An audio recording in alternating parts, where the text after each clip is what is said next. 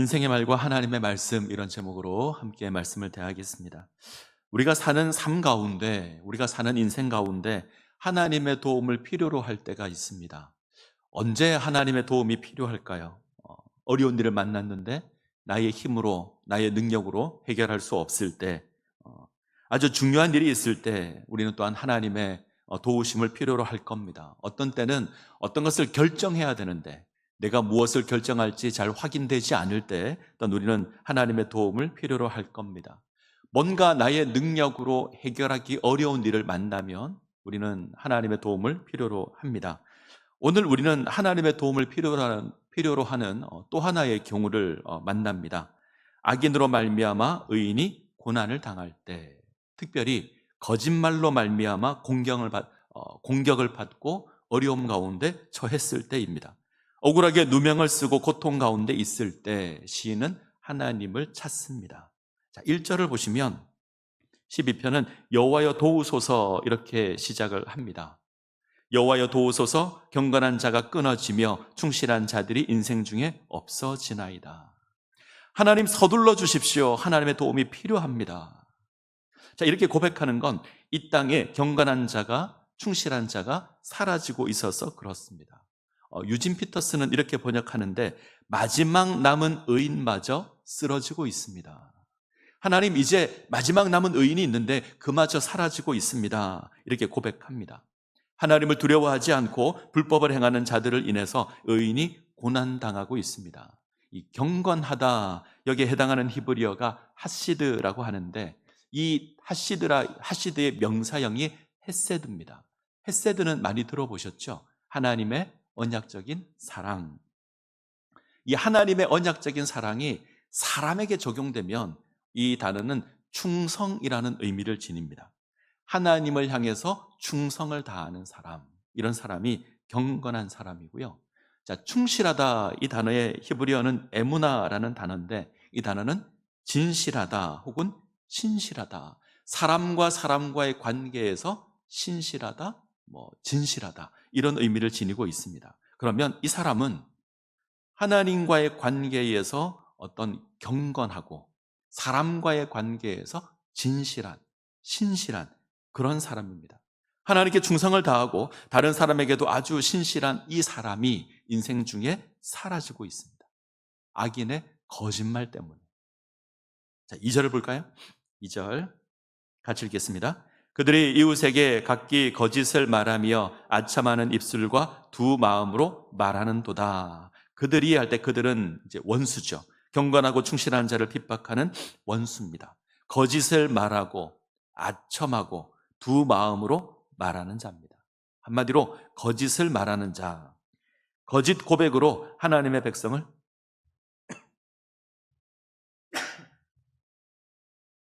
거짓 고백으로 하나님의 백성을 위협하는 자, 악인의 거짓 고백 때문에 의인이 고난을 당합니다.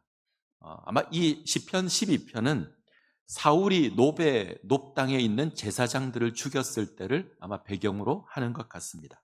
다윗은 사울을 피하여 도망하는 가운데 높 땅에 있는 제사장 아히멜렉에게로 갑니다.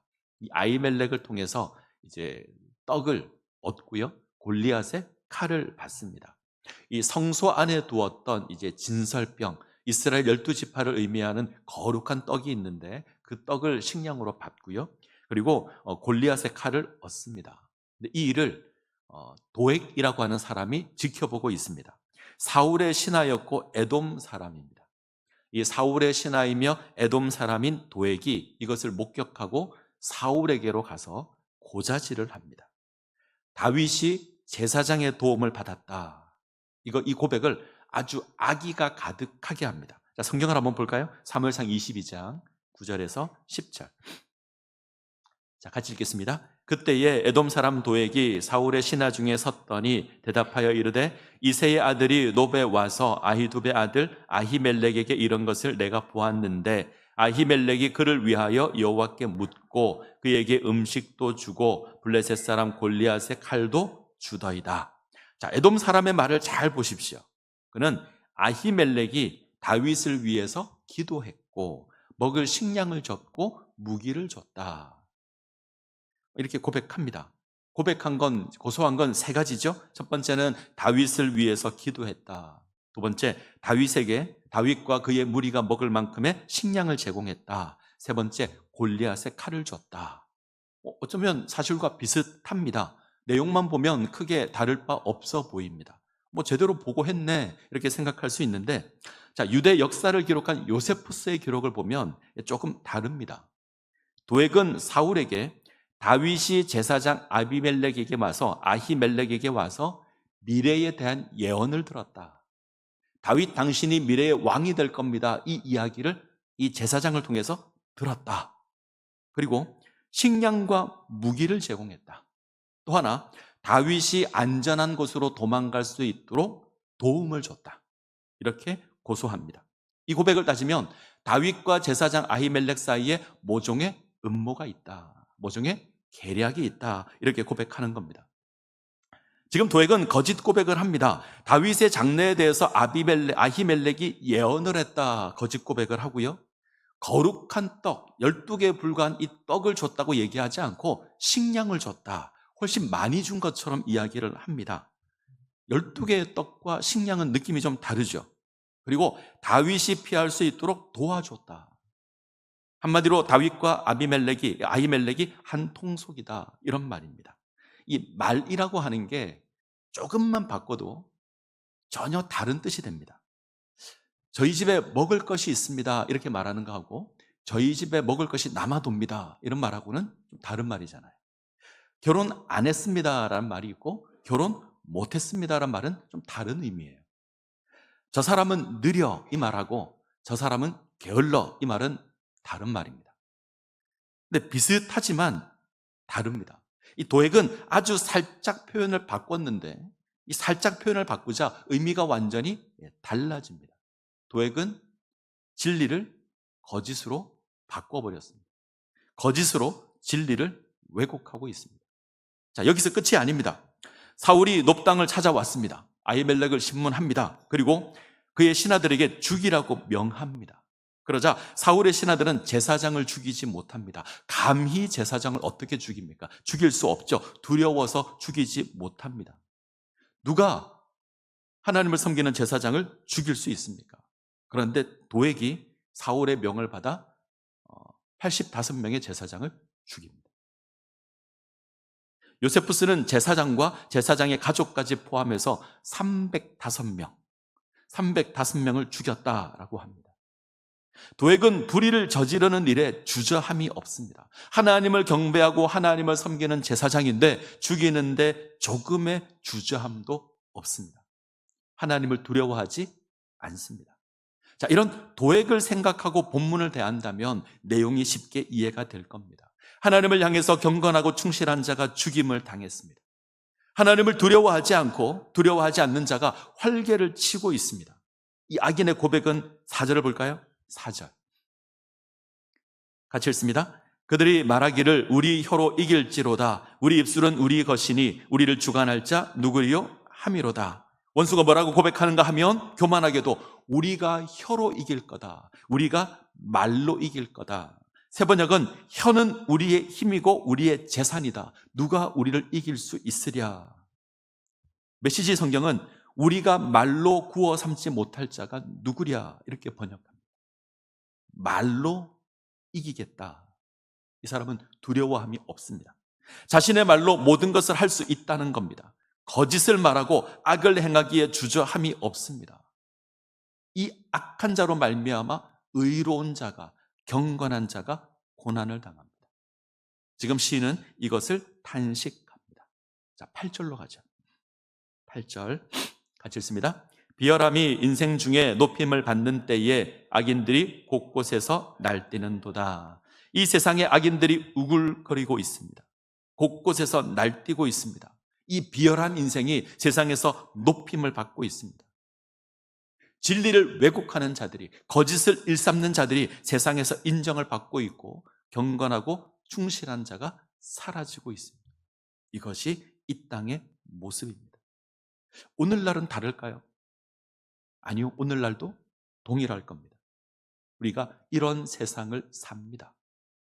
이러한 때에 우리가 어떤 삶을 살아야 하는가, 이것이 우리가 시편 12편을 통해서 얻어야 될 교훈입니다. 시편 12편에 중요하게 언급되는 게 있죠. 이게 우리의 말입니다. 우리의 언어입니다. 말은 우리 삶에서 너무 중요합니다. 사람의 생각이 가장 먼저 드러나는 것이 말이죠. 사람의 생각을 정확하게 표현하는 것도 말일 겁니다. 우리는 말을 통해서 생각이나 감정을 표현합니다. 이 말이 없으면 아마 너무나도 불편할 겁니다. 신앙에 있어서도 말이 굉장히 중요합니다. 기독교는 말의 종교입니다. 하나님께서 말씀으로 당신을 계시하십니다. 우리는 하나님의 말씀을 통해서 하나님을 압니다. 하나님께서 말씀으로 세상을 창조하셨습니다. 하나님께서 말씀으로 부르면 세상이 응답합니다. 이렇게 세상이 창조되었습니다. 때문에 하나님께서 말씀하시면 우리가 그 말씀에 순종합니다. 아울러 이 땅을 다스리도록 부름을 받은 인간에게 주어진 권세도 말입니다. 아담이 하나님께서 지으신 피조물에 이름을 짓습니다. 이름을 짓는다, 이 말은 그 피조물에 의미를 부여한다, 이런 뜻입니다.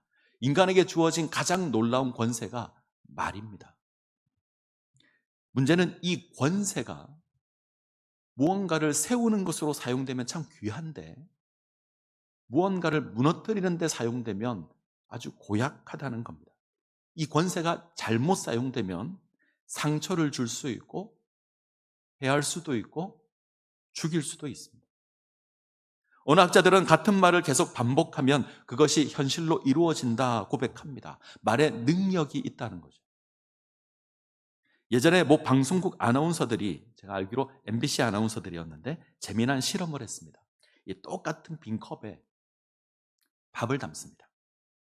똑같은 빈 컵에 똑같이 밥을 담고요. 그리고 하루에 한 번씩 말을 합니다. 한쪽에는 좋은 말을 하고, 한쪽에는 나쁜 말을 하고, 한쪽에는 사랑합니다, 고맙습니다, 감사합니다. 다른 한쪽에는 욕을 하는 거죠. 짜증나 그런다든지, 멍멍이의 자식이라 그런다든지, 무슨 18 뭐뭐 이런다든지 이렇게 하는 겁니다. 자, 시간이 지났습니다. 한 일주일 정도 시간이 지났습니다. 그리고 나중에 밥을 보니 욕을 들은 말이 훨씬 더 많이 상했습니다. 사진에 나오는데, 이게 좋은 말을 한 말도 시간이 지났으니까 음식이니까 상하겠죠. 상하긴 하는데 그냥 적당히 상했지만 안 좋은 말을 들은 말은 훨씬 더 많이 상했습니다. 그래서 이걸 진짜 실험을 했습니다. 안 좋은 말을 들은 밥이, 욕을 들은 밥이 훨씬 더 심하게 상했습니다. 아프리카 어느 부족에 가면 욕바지 나무가 있다고 합니다. 부족 사람들이 기분이 나쁘거나 욕을 하고 싶을 때 사람에게 차마 하지 못하고 이 나무를 찾아가서 나무에게 욕을 하는 겁니다. 그랬더니 이 나무가 다른 나무보다 훨씬 더 병에 잘 걸리고 훨씬 더 빨리 죽는다고 합니다. 우리말에 이런 말이 있죠. 욕을 많이 먹으면 오래 산다. 거짓말입니다. 욕을 많이 먹으면 빨리 죽습니다. 말에 힘이 있습니다.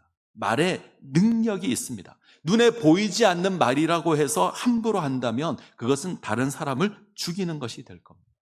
속이 상한다고 해서 에이 빌어먹을 놈아 이러면 안 됩니다. 진짜 빌어먹습니다. 그러시면 안 됩니다. 말을 함부로 사용한다면 이 말이 모든 것을 파괴해 버릴 겁니다. 도에게 거짓된 고백으로 의로운 백성이 죽임을 당합니다.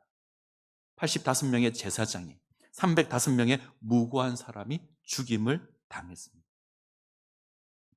야고보 사도는 우리가 한 입으로 하나님을 찬송하고 그 입으로 하나님의 형상으로 지음을 받은 사람을 저주한다. 한 입에서 하나님을 찬송하지만 똑같은 그 입으로 저주를 쏟아낸다. 한 입에서 찬송과 저주가 나는 겁니다. 우리가 말을 조심하지 않으면 우리는 누군가를 해할 수도 있습니다. 잠언 12장 18절을 볼까요? 칼로 찌름같이 함부로 말하는 자가 있거니와 지혜로운 자의 혀는 양약과 같으니라. 함부로 내뱉는 말은 칼로 찌르는 것과 같습니다. 기억하셔야 합니다. 내가 함부로 내뱉는 그 말이 누군가를 찌를 수 있습니다. 누군가에게 상처를 줄 수 있습니다. 누군가를 죽일 수 있습니다. 우리는 아무런 생각 없이 쏟아내는 그 말이 누군가를 해할 수 있습니다. 그러면 이런 온갖 거짓말들이 우리에게 다가올 때 그럼 우리는 어떻게 해야 하는가?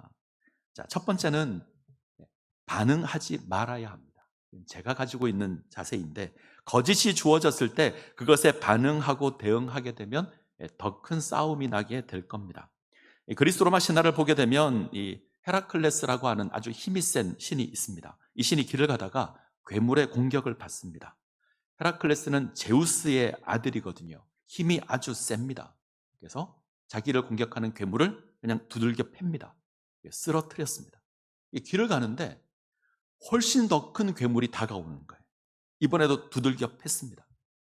길을 가는데 더 큰 괴물이 나타나서 자기에게 공격하는 겁니다. 때려서 넘어뜨리면 더 큰 괴물이 나타납니다. 이에 헤라클레스가 하도 이상해서 지혜의 여신인 아테나를 찾아갑니다. 그리고 아테나에게 묻습니다. 이 일들을 이야기하니 아테나가 답을 하는데 이렇게 이야기합니다.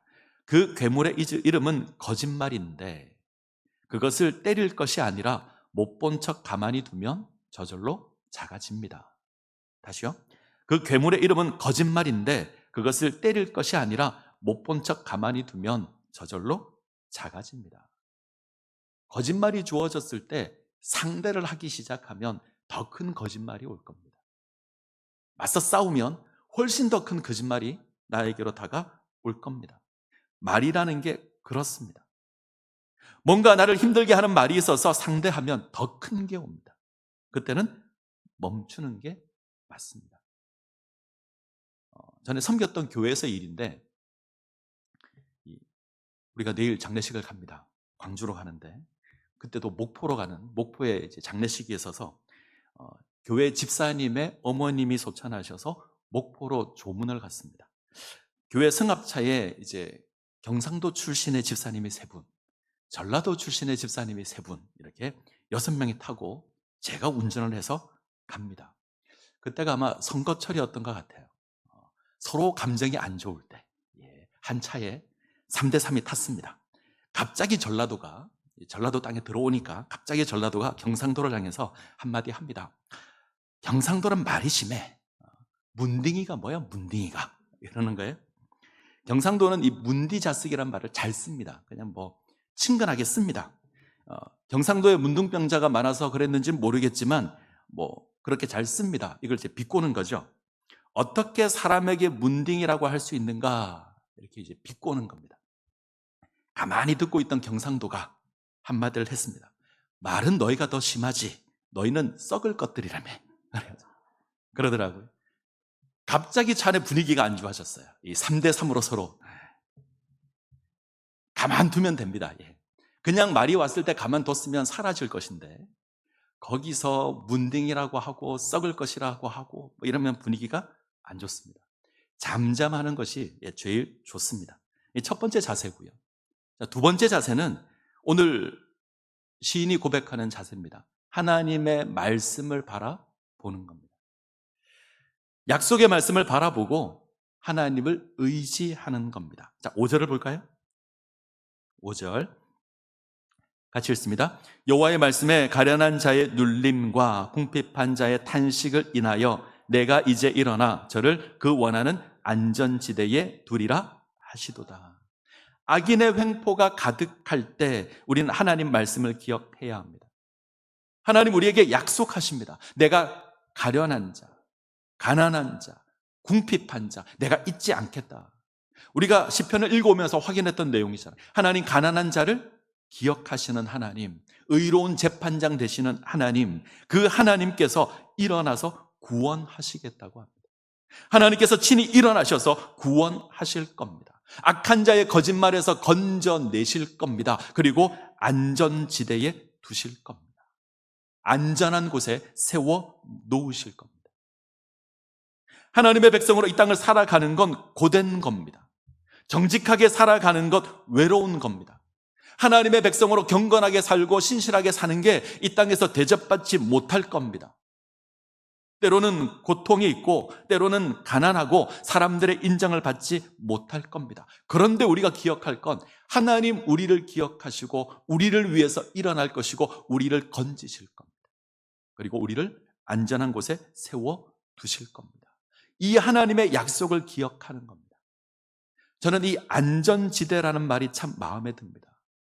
원문의 의미를 찾아봤는데 그냥 구원하시겠다, 억울함을 풀게 하겠다, 이런 뜻인데 번역하는 자가 안전지대라는 것으로 번역을 했습니다. 그래서 이 말이 훨씬 더 다가옵니다. 우리가 안전할 겁니다. 악인이 우리를 위협하지만 온갖 거짓말로 우리를 누명을 씌우고 억울하게 만들고 위협하겠지만 하나님 우리를 안전한 곳에 둘 겁니다. 하나님의 말씀은 악인의 말과 다릅니다. 하나님의 말씀은 진실합니다. 하나님의 말씀은 거짓이 없습니다. 반드시 지키시는 하나님이십니다. 자, 6절을 보죠. 6절 같이 읽습니다. 여호와의 말씀은 순결함이여 흑도간 위에 7번 단련한 은 같도다. 하나님의 말씀은 용광로에 7번 단련한 은과 같이 순결합니다. 이 말씀에는 아첨이나 거짓이라는 불순물이 없습니다. 때문에 우리가 믿을만 합니다. 우리가 신뢰하고 의지할 수 있는 말씀입니다. 이 말씀이 우리를 지키실 겁니다. 온갖 거짓으로 가득한 이 세상에서 하나님의 말씀이 우리를 지키실 겁니다. 그리고 우리를 하나님의 안전한 곳에 세워 놓으실 겁니다. 자, 8절을 다시 보시면 비로함이 인생 중에 높아지는 때에 악인들이 곳곳에 날뛰는도다. 세상에는 악인이 우글우글합니다. 비열한 자가 높임을 받는 그런 세상입니다. 악인이 거짓말로 이름을 떨치는 그런 세상입니다. 악인이 판을 치는 세상입니다. 이 세상에서 우리는 하나님의 말씀을 바라보아야 합니다. 정결한 하나님의 말씀을 바라보아야 합니다. 우리가 거짓을 상대한다면 더 큰 거짓을 마주하게 될 겁니다. 우리가 거짓을 상대하다 보면 어쩌면 우리도 거짓으로 맞설지도 모릅니다. 그건 우리에게 절대 유익한 것이 아닙니다. 진실한 하나님의 말씀을 바라보며 하나님을 바라보는 겁니다. 하나님께서 세상을 창조하셨습니다. 말씀으로. 하나님께서 세상을 운행하십니다. 말씀으로. 때가 되면 하나님 이 세상을 온전한 모습으로 세우실 겁니다. 하나님 역사하실 것이고 바로 잡으실 겁니다. 그러기에 하나님 바라보는 겁니다. 자, 말씀을 맺겠습니다. 우리를 위협하는 거짓된 말이 주어질 때가 있습니다. 그때 우리는 그것에 반응하지 않는 것이 좋습니다. 반응하면 더 큰 문제를 만들어낼 겁니다. 반응하는 것이 아니라 하나님의 약속의 말씀을 바라보는 겁니다. 하나님의 말씀을 의지하는 겁니다. 그러면 하나님께서 우리에게 역사하시고 우리를 세워 주실 겁니다.